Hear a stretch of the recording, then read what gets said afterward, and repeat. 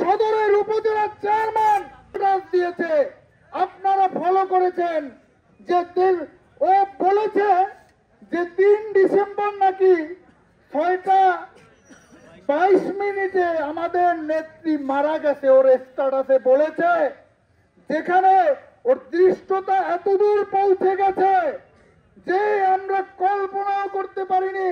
আমরা সবাই নেত্রীর জন্য দোয়া করি।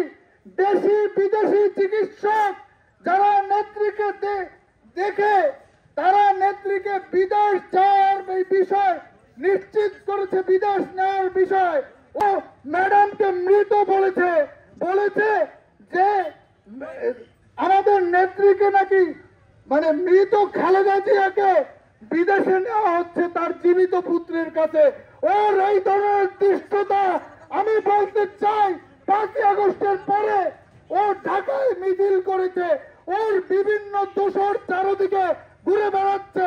আমাদের ছেলেরা কিছু করলে সেইটা বলে মাফ করেছে, কিন্তু এই প্রশাসনের দুর্বলতার কারণে ও এত বড় দৃষ্টতা দেখাতে পেরেছে।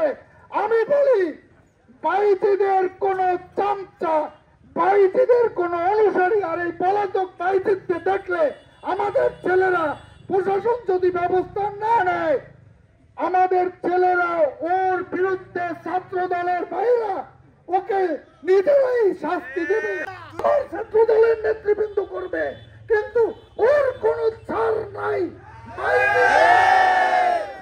কোন ছাড় নাই। ওকে বাংলাদেশের যেখানে পাবে আমাদের কর্মীরা সেই জায়গায় প্রতিহত করবে। দুই গেলে